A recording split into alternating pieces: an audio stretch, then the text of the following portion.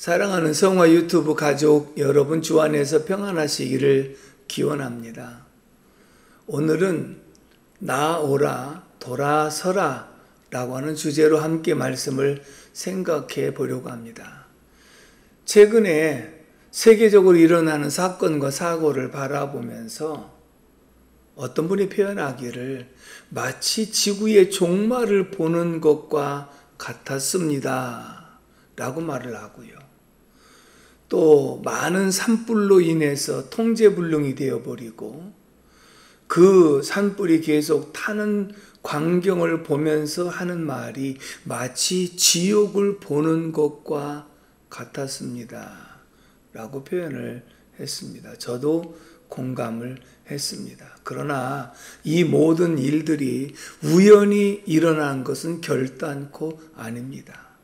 예수님께서 이 마지막 때에 일어날 징조에 대해서 말씀을 하셨는데 그 징조를 되어지는 일들을 통해서 분별할 필요성이 있습니다. 마지막 때 처처의 기근과 지진이 있을 것이며 전쟁이 일어나고 난리와 난리의 소문이 이어질 것이지만 이것은 끝이 아니라 재난의 시작이라고 말씀을 하고 있습니다. 그렇다면 오늘 첫 번째 생각해야 될 문제는 지구의 온난화와 그리고 기후의 변화로 인해서 도처에 산불과 기근이 일어나고 있는 현상을 우리는 기억해야 되겠습니다.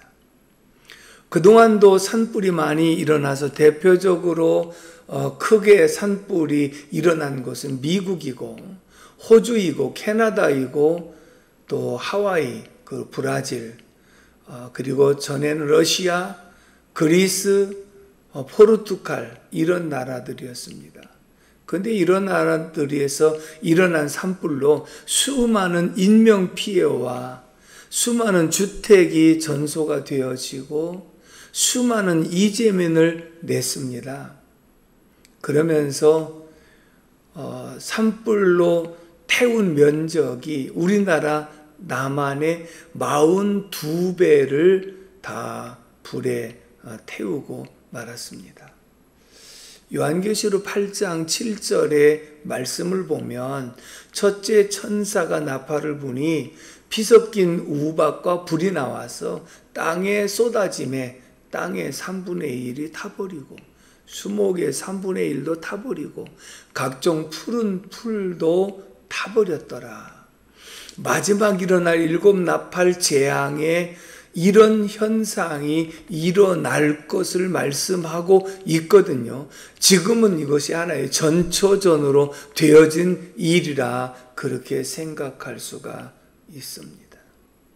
또 한 가지는 정말 불안한 시대에 살고 있습니다. 근데 디모데후서 3장 1절에서 5절까지 말세의 징조에 대해 말씀하면서 마지막 때에 고통하는 때가 이르리라. 왜? 많은 사람들이 자기를 사랑하고 돈을 사랑하고 쾌락 사랑하기를 하나님 사랑하는 것보다 더 하면서 그 말씀 가운데 돌아보면 절제하지 못하고 사나우며 선한 것을 좋아하지 않고 조급하며 라고 말씀을 했거든요. 불특정 다수를 상대로 해서 범죄가 끊임없이 일어나고 있습니다. 그러니 자녀들을 밖에 안 내보낼 수도 없고 내보낼 수도 없고 항상 불안한 그런 마음을 가지고 살아가고 있습니다. 그렇다고 한다면 이런 현상 가운데 우리들이 어떻게 살아야 될 것인가? 한 가지만 더 지적을 하면 동성애가 사회적인 큰 문제가 되고 있습니다. 문화라고 하는 것을 가장해서 온 세상을 뒤덮을 기세를 올리고 있습니다. 가정 질서가 무너지고 가치관이 혼란을 가져오고 있습니다. 어떤 동성애 부부는 자녀를 입양해서 키우겠다고 언론에 이것을 떠들게 했던 모습을 봅니다.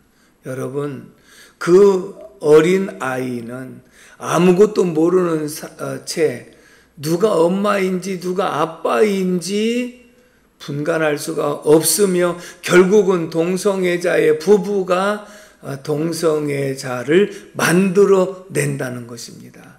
가정 질서를 파괴하는 것이고 또 어린 자녀에게 가치관을 혼란하게 만드는 죄를 범하게 되는 것입니다.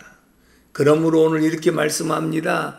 이 같은 자들에게서 내가 돌아서라.